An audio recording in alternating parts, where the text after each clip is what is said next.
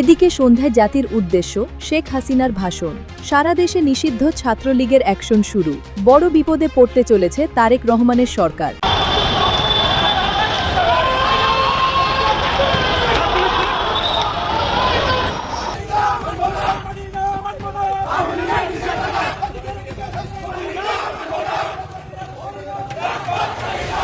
সবাইকে আমি বলবো ঐক্যবদ্ধ হতে এবং সকলকে এক হয়ে দাঁড়াতে হবে, শক্তি দিয়ে দাঁড়াতে। আমরা কোনো অন্যায় করিনি, মিথ্যা অপবাদ আমাদের সবার বিরুদ্ধে। আওয়ামী লীগের নেতা কর্মী যে যেখানে আছে। ছাত্রলীগ হঠাৎ করে কি কঠিন পরিকল্পনা শুরু করলো, ছাত্রলীগ যে কাজটা করতে, যে কঠিন মিশনটা শুরু করেছে, এটা কিন্তু আপনার গ্রহণযোগ্যতা পাবে। এটার জন্য তাদেরকে স্যালুট, যে দেরিতে হলো তারা এই কাজটা শুরু করেছে। কঠিন মিশনটা ছাত্রলীগ যদি কঠিন মিশনটা সারা বাংলাদেশে আগামী 1 মাসের ভিতরে শেষ করে দিতে পারে, এবং সাথে সাথে যদি যুবলীগ, স্বেচ্ছাসেবক লীগ, শ্রমিক লীগ, কৃষক লীগ এরাও এই কমিটিগুলো করে ফেলতে পারে, তাহলে একটা ভালো জিনিস পাওয়ার আমরা আশা করতে। দর্শক, নতুন একটা নিউজ আপনাকে স্বাগতম। প্রিয় দর্শক, বাংলাদেশের মধ্যে ঘটে যাওয়া বেশ কিছু চলমান ঘটনাবলী থেকে আপনাদের সামনে কয়েকটা গুরুত্বপূর্ণ খবর নিয়ে হাজির হয়েছে, যার কিছুটা অংশ বিশেষ ইতিমধ্যেই ভিডিওর শুরুতেই দেখেছেন। দর্শক, ভিডিওর শুরুটা দেখেই কিন্তু বুঝতে পেরেছেন আজকের নিউজটা ঠিক কতটা গুরুত্বপূর্ণ হতে চলেছে। তাই বলবো, যারা ভিডিওটি অন করেছেন না টেনে সম্পূর্ণ নিউজটি মনোযোগ সহকারে দেখতে থাকুন, তাহলে আজকের মূল বিষয়টা বুঝতে পারবেন। তো দর্শক, আর দেরি না করে চলুন দেখে আসবো আজকে সেই কাঙ্ক্ষিত ভিডিওগুলো।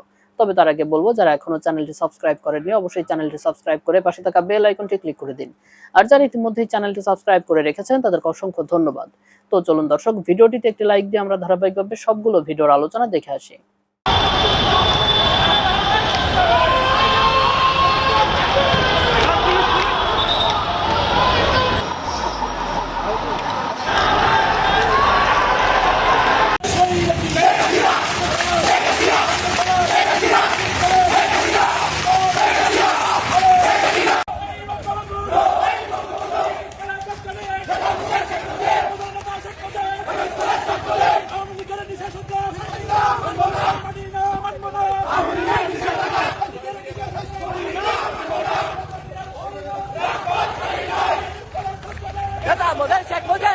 অন্যের ঘরে আগুন দিলে সে আগুনতে নিজের ঘরে লাগবে না, বা অন্যের খেতে ক্ষতি করলে যে নিজেরটা হবে না, এটা ভাবে কি করে? সবাইকে আমি বলবো ঐক্যবদ্ধ হতে এবং সকলকে এক হয়ে দাঁড়াতে হবে, শক্তি দিয়ে দাঁড়াতে। আমরা কোনো অন্যায় করিনি, মিথ্যা অপবাদ আমাদের সবার বিরুদ্ধে। আওয়ামী লীগের নেতা কর্মী যে যেখানে আছে, তাদের আত্মীয় স্বজন, ছেলে মেয়ে, ওই ছোট শিশু থেকে শুরু করে সকলের বিরুদ্ধে মামলা মোকদ্দমা দিয়ে সবাইকে, তারা ভেবেছিল এই করে বোধহয় আওয়ামী লীগকে শেষ করবে। আমি ঠিক জানতাম না যে আমাকে দেশ ছেড়ে আসতে হবে। শত শত শিশু মারা গেল। হ্যাঁ, যে কটা শিশু হাসপাতালে ভর্তি হয়েছিল তাদের সংখ্যা হয়তো আপনারা জানেন, কিন্তু ঘরে যে শিশুরা মারা গেল শুধু ভ্যাকসিনের অভাবে, হামে শিশুরা মারা গেল। অথচ আমি তো প্রতি বছর সময় মতো ভ্যাকসিনের ব্যবস্থা, সেগুলি ক্রয় করা, রাখা, ভ্যাকসিন দেওয়ার ব্যবস্থা সবই করতাম। এই যে আওয়ামী লীগের নেতা গ্রেপ্তার করে নিয়ে গেছে, তার চিকিৎসা পর্যন্ত হতে দেয়নি। জেল থেকে বের হওয়া মানে কি, হওয়ার সাথে সাথে মারা গেছে। তার মানে যখন ভেবেছে যে মারা যাবে তখনই ছেড়ে দিয়েছে। এ পর্যন্ত 150-র উপর আমাদের নেতা কর্মীকে যে কারাগারে সেই জেল হত্যা করেছে তারা। মৃত মানুষের হাতে হাত করা মুক্তিযোদ্ধা, মন্ত্রী, তাকে পর্যন্ত চিকিৎসা দেয়নি। চিকিৎসা দেবে না, আওয়ামী লীগ হলে দেবে না। কেন আওয়ামী লীগ হলে দেবে না? আওয়ামী লীগ সংগঠন 1949 সালে গড়ে উঠেছিল বলেই আজকে সারা বাংলাদেশের এত বড় বড় পদ তারা পাচ্ছে। আওয়ামী লীগ যদি দেশ স্বাধীন না করতো তাহলে কোনো পদ পেত? তাহলে কোনো নাম ডাক পেত? পাসপোর্ট পেত? পাকিস্তানিদের পদতলে থাকতে হতো। কি দুর্ভাগ্য আমাদের যে এই জায়গায়, যে এই রংপুরে প্রায় 200 অপর মেয়েকে পাকিস্তানি হানাদার বাহিনীর হাতে তুলে দিয়েছিল। গ্রামের পর গ্রাম মানুষকে দাঁড় করিয়ে গণহত্যা চালিয়েছে, যাকে আমরা বিচার করেছি, শাস্তি দিয়েছি। ইউনূস ক্ষমতা এসে তাদেরকে ছেড়ে দিয়েছে। মুক্তিযোদ্ধার গলায় জুতার মালা পরায়, আর এই রাজাকার আলবদর আলসাম পাকিস্তানি হানাদার বাহিনীর দোসর, তাদের গলায় ফুলের মালা দেয়। এর থেকে ধৃষ্টতা আর কি থাকতে পারে? এর থেকে কষ্টের আর কি থাকতে পারে? আমরা বিচার করেছি, কিন্তু এখন কি হচ্ছে? কোনো আইনের শাসন নাই, বিচার নাই, কিচ্ছু নেই। চিফ জাস্টিস থেকে শুরু করে জজদের যদি লাঠি সোটা, অস্ত্র, রামদা, চাইনিজ ফুল নিয়ে পদ থেকে বাধ্য করা, সে দেশের বিচার ব্যবস্থা থাকে না। যে কোর্টে যুদ্ধাপরাধীদের বিচার হয়েছে সেই কোর্টে আমাদের বিচার করে।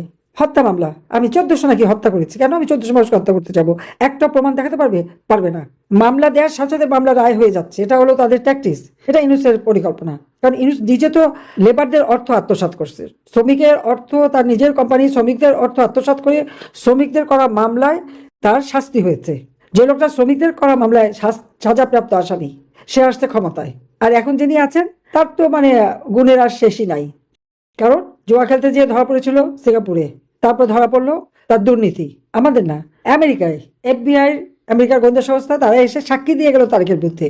আর 10 লাখ অস্ত্র চোরাকারবারির সাথে জড়িত সেই মতিউর রহমান নিজামী সহ তাদের সাথে 21 আগস্ট গ্রেনেড হামলা, আইভি রহমানকে হত্যা করা হলো, তার সঙ্গে জড়িত। এটা তো যখন তত্ত্বাবধায়ক সরকার ছিল 2007 সালে, তখনই তদন্ত করে বের করেছে। এই সমস্ত মামলার আসামি এখন ক্ষমতায়। তো বাংলাদেশের মানুষ ন্যায় বিচার পাবে কোথা থেকে?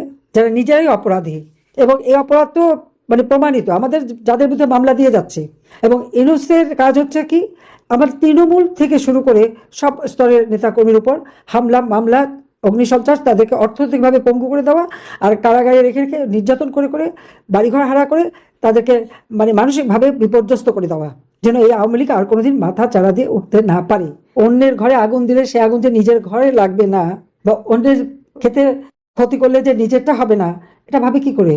সবাইকে আমি বলবো ঐক্যবদ্ধ হতে, এবং সকলকে এক হয়ে দাঁড়াতে হবে, শক্তি দিয়ে দাঁড়াতে হবে। আমরা কোনো অন্যায় করিনি, মিথ্যা অপবাদ আমাদের সবার বিরুদ্ধে। ব্যানার এবং হেডলাইন দেখে আপনারা হয়তো চিন্তিত হয়ে গেছেন যে ছাত্রলীগ হঠাৎ করে কি কঠিন পরিকল্পনা শুরু করলো।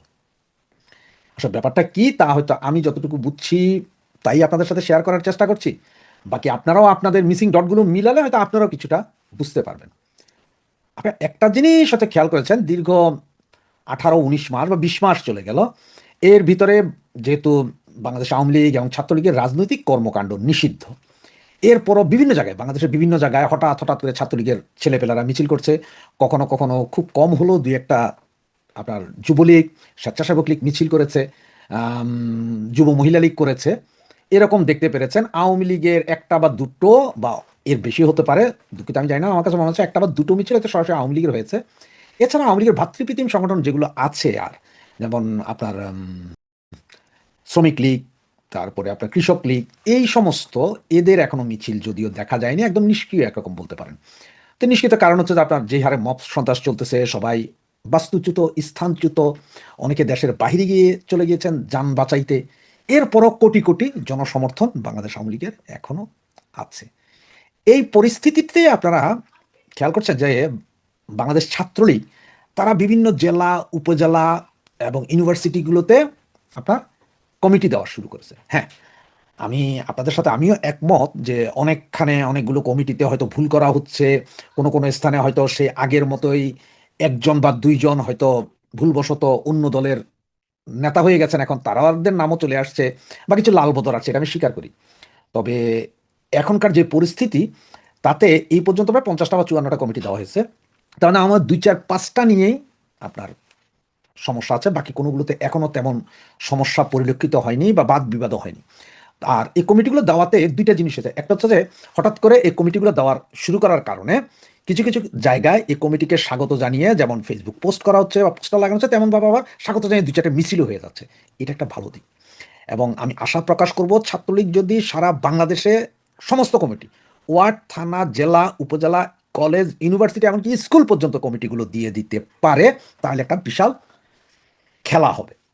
আর ছাত্রলীগ দেওয়ার সাথে সাথে যদি এর পরবর্তী সংগঠন যুবলীগে যদি সেম কাজটা করে, যুবলীগ, এরপরে আছে আপনার স্বেচ্ছাসেবক লীগ, কৃষক লীগ, শ্রমিক লীগ, মহিলা যুবলীগ, তারপরে আওয়ামী মহিলা লীগ যেটা আছে, এটা সহ আওয়ামী লীগের যেসব থানা, ওয়ার্ডে কমিটি নেয়, এগুলোকে যদি রিসাবল করে ফেলা যায়, এবং এটা পাবলিকলি চলে আসবে, কারণ এমনি পাবলিকলি জানে কে কোথায় কি করতেছে না করতেছে, এটা ঠিক। যদিও আমাদের হাজারো ভাইয়েরা তাদের বাড়িঘরে থাকতে পারছেন না, তারা উন্নত আছেন, কিন্তু একটা কমিটি হয়ে যাওয়ার পরে সবার মধ্যে একটা স্পিড আসবে। একজনে যদি 5জন করে ভাই, ব্রাদার, বন্ধু বান্ধব নিয়ে নামেন, তাহলে অনেক লাখো লোক সারা বাংলাদেশে যে কোনো সময় যে কোনো মুহূর্তে মিছিল করতে পারে। এখন যেমন হয়তো ধরেন চিটং একটা হচ্ছে, ঢাকায় হচ্ছে না, আবার আরেকদিন ঢাকায় হচ্ছে তো রাজশাহীতে হচ্ছে না, এরকম না করে আমার মনে হয় একটা সারা বাংলাদেশে যে কোনো একদিন ধুমাধুম 70-80-100টা মিছিল যদি বেরোয় যায়, 64 জেলায় 64টা মিছিল বেরিয়ে গেলে এইটা একটা ইম্প্যাক্ট তৈরি করবে, সরকারের উপর চাপ সৃষ্টি করবে। এখনই সুযোগটা এখন, সরকার মাত্র 2 মাস 3 মাস যাচ্ছে সরকারের, এর ভিতরে সরকারের সাথে এনসিপির সাথে জামাত, এনসিপি মানে একটা ভজকট আছেই। আর কিছু কিছু আওয়ামী লীগ, ছাত্রলীগ করতো বা আওয়ামী পরিবারের কিছু কিছু লোক ভয়ে হোক আর আগে গুপ্ত থাকুক, এখন প্রকাশ্য হোক, তারা এনসিপি, জামাত, বিএনপিতে জয়েন করতেছে, এগুলো যাবে, এগুলো নিয়ে চিন্তা করে লাভ নেই।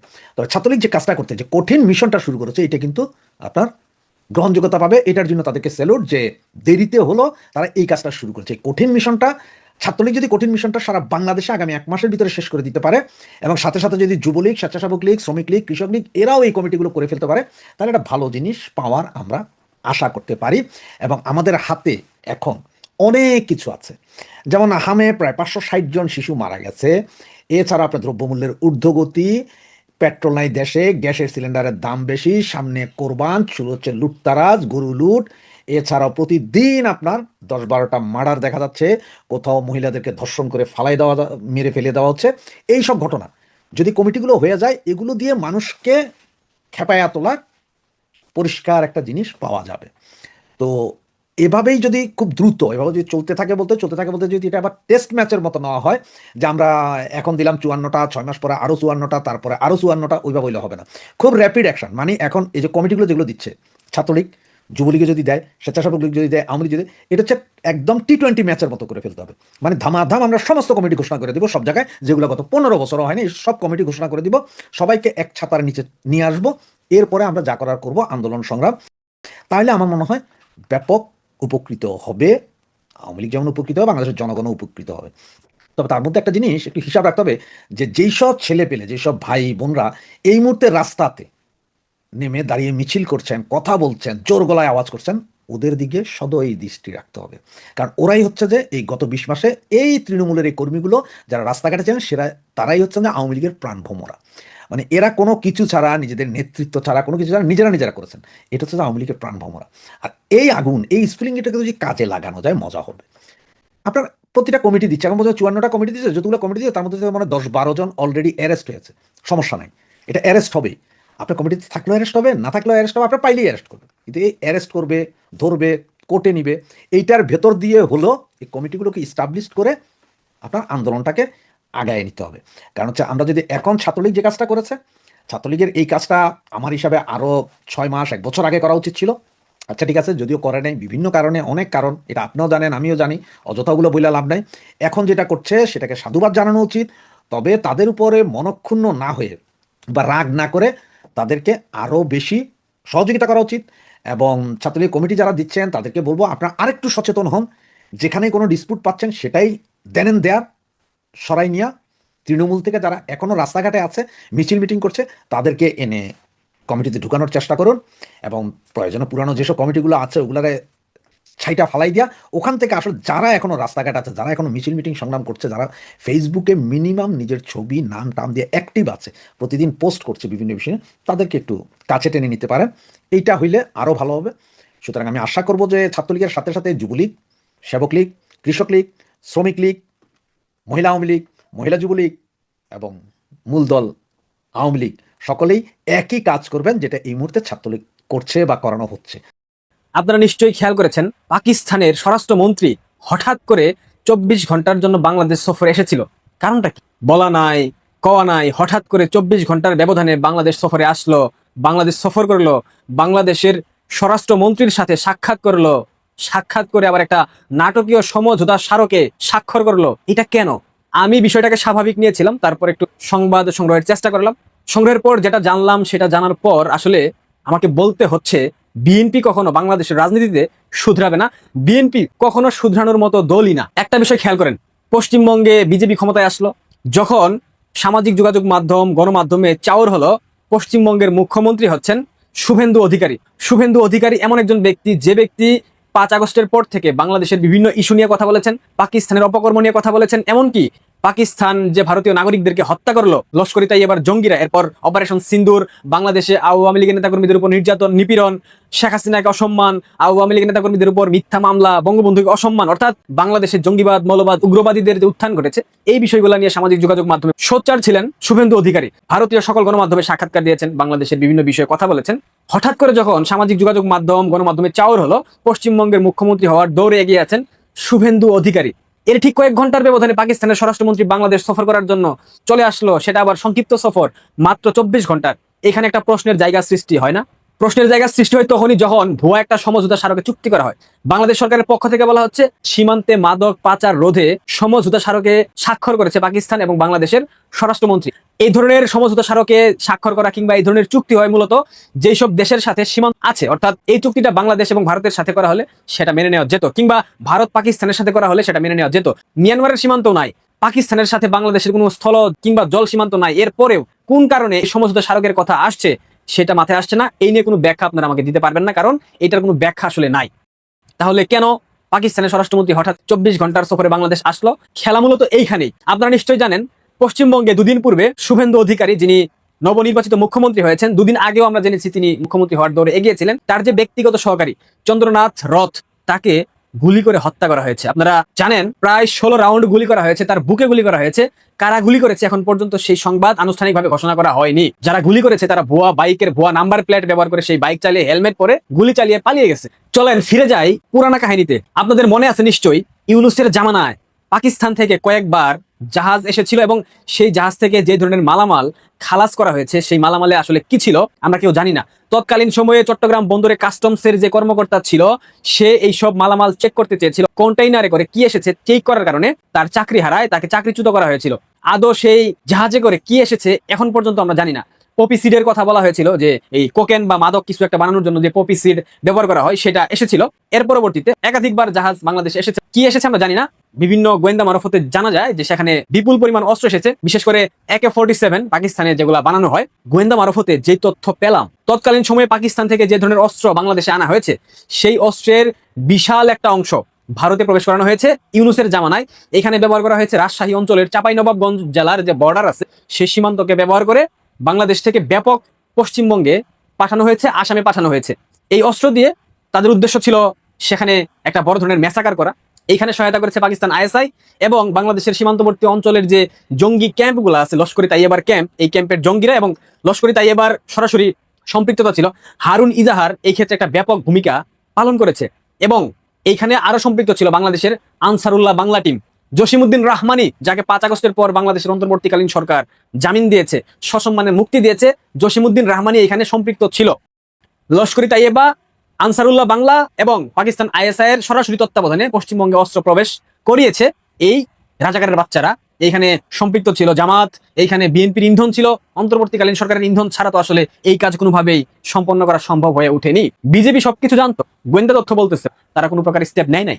কারণ ওই যে জিহাদি জোশ, পাকিস্তানি জোশ, ইসলামের শরিয়া আইনের জোশ, যে দেশের সেনাবাহিনীর সাবেক কর্মকর্তা হাসিনুর রহমান কর্নেল কিংবা লেফটেন্যান্ট কিছু একটা ছিল, গতকাল সামাজিক যোগাযোগ মাধ্যম ফেসবুকে স্ট্যাটাস দিয়েছে, সশস্ত্র বাহিনীর কাছে আমার একটা অনুরোধ থাকবে, আপনারা একটা ব্যাংক অ্যাকাউন্ট খুলেন, আমরা জনগণ সরাসরি টাকা দিব উন্নত প্রযুক্তির সমরাস্ত্র কেনার জন্য। অর্থাৎ আহ্বান জানিয়েছে বাংলাদেশের জনগণ টাকা দেবে, সেই টাকা দিয়ে বাংলাদেশের সশস্ত্র বাহিনী উন্নত প্রযুক্তির সকল মিসাইল, এয়ার ডিফেন্স সিস্টেম এগুলা কিনবে।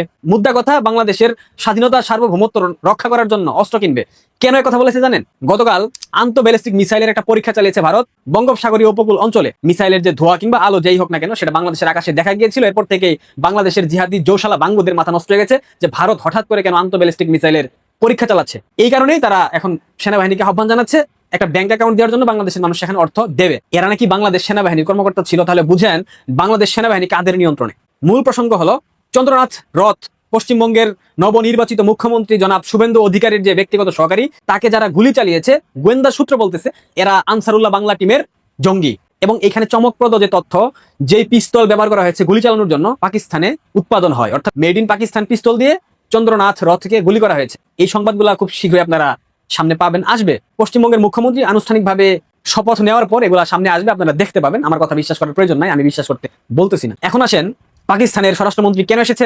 পাকিস্তানের স্বরাষ্ট্রমন্ত্রী মূলত বাংলাদেশে এসেছে এই বিষয়গুলো নিয়ে আলোচনা করার জন্য বিএনপির সাথে। বিএনপির একাধিক নীতি নির্ধারণী মহলের সাথে অনানুষ্ঠানিকভাবে তিনি সাক্ষাৎ করেছেন, শুধুমাত্র স্বরাষ্ট্রমন্ত্রী সালাউদ্দিনের সাথে আনুষ্ঠানিকভাবে সাক্ষাৎ করেছেন। তাদের আলোচনার বিষয়বস্তু একটাই, ভারত জেনে গেছে পশ্চিমবঙ্গে অসংখ্য অস্ত্র ঢোকানো হয়েছে, ভারত জেনে গেছে আনসারুল্লাহ বাংলা টিম শুভেন্দু অধিকারীর ব্যক্তিগত সহকারীকে গুলি করেছে, ভারত জেনে গেছে এখানে সহায়তা করেছে ISI এবং লস্করি তাইয়েবা। এই সংবাদগুলো জানার পর ভারত যদি কোনো প্রকার প্রতিক্রিয়া দেখায় সেখান থেকে রক্ষা পাওয়ার জন্য বাংলাদেশ এবং পাকিস্তানের স্বরাষ্ট্রমন্ত্রী তারা কথা বলেছে, আলোচনা হয়েছে কিভাবে এটাকে ধামাচাপা দেওয়া যায় সেই বন্দোবস্ত করবার জন্য মূলত শিলং সালাউদ্দিনের সাথে সাক্ষাৎ করেছে। কারণ শিলং সালাউদ্দিন নিজেও ভারতীয় দালাল, ভারতীয় চর অনেকেই বলে, আমি জানি না। এই বিষয়ে যদি বিএনপির সম্পৃক্ততা থেকে না থাকে, তবে বিএনপি কেন পাকিস্তানকে সহায়তা করবে? বিএনপি কেন আনসারুল্লাহ বাংলা টিমের এই জঙ্গিদেরকে রক্ষা করার জন্য চেষ্টা করবে? কারণ বিএনপির চরিত্র কখনো পরিবর্তন হবে না। বিএনপি এখানে সরাসরি সম্পৃক্ত না থাকলেও তাদের একটা ইন্ধন ছিল, এটা বোঝা যায়। কয়লা ধুইলে কখনো ময়লা যায় না। বিএনপি 21 আগস্ট গ্রেনেড হামলা এবং 10 ট্রাক অস্ত্র কেলেঙ্কারির কারণে 17 বছর ক্ষমতা থেকে অনেক দূরে ছিল। 17 বছর ক্ষমতার আশেপাশেও তারা আসতে পারেনি। আইএসআই, সিআইএ, জিহাদি, জঙ্গি, উগ্রবাদী, মৌলবাদীদের সম্মিলিত প্রচেষ্টায় একটা জঙ্গি উত্থান ঘটিয়ে বাংলাদেশের ক্ষমতায় বসেছে। তারা ভাবছে ক্ষমতা চিরস্থায়ী, তারা ভাবছে আজীবন বাংলাদেশের ক্ষমতায় থাকবে, যার কারণে তারা এখন ধরাকে সরাজ্ঞান করতেছে, সর্বা সাজার চেষ্টা করছে। কিন্তু এই ক্ষমতা যে দীর্ঘস্থায়ী না, এই ক্ষমতা যে দীর্ঘমেয়াদী না, এটা বিএনপি এখনো বুঝতে চেষ্টা করছে না। এটা বিএনপির পতনের অন্যতম কারণ হবে। এবং এই ঘটনার সাথে যদি বিএনপির কোনো কারণে সত্যতা খুঁজে পাওয়া যায়, বিএনপি যদি কোনো কারণে ফল করে, গণ আন্দোলনের মধ্য দিয়ে বিএনপির পতন ঘটে, আমি আজ লিখে দিলাম এই ভিডিওতে, বিএনপি নামক কোনো দল বাংলাদেশের ইতিহাসে আর থাকবে না। আজীবনের জন্য বিএনপির শেকড় থেকে একদম সমূলে বাংলাদেশের মানুষ উৎপাদন করবে। লিখে রাখতে পারেন, বিএনপি নামক কোনো দল বাংলাদেশে থাকবে না এবং তারেক রহমান বাংলাদেশ থেকে আজীবনের জন্য পরিবার সঙ্গে চলে যাবে। আর কখনো বাংলাদেশে আসার নামটা পর্যন্ত তারেক রহমান নেবে না। আশা করি বুঝতে পেরেছেন কি কারণে বাংলাদেশের স্বরাষ্ট্রমন্ত্রীর সাথে নাটকীয় সমঝোতা স্বাক্ষর করবার জন্য পাকিস্তানের স্বরাষ্ট্রমন্ত্রী 24 ঘন্টার সফরে বাংলাদেশে এসেছিল। প্রিয় দর্শক, আমি আশা করছি সবগুলো ভিডিওই আপনি মনোযোগ সহকারে দেখেছেন। সেই সাথে দর্শক, এই ভিডিওগুলো সম্পর্কিত যদি কোনো তথ্য বা মতামত থাকে তাহলে তো অবশ্যই কমেন্ট করে জানিয়ে দিন। এতক্ষণ সাথে থাকার জন্য ধন্যবাদ। নিউজটি শেষ করছি এখানে, ফিরছে আগামী ভিডিওতে নতুন কোনো টপিক নিয়ে। আল্লাহ হাফেজ।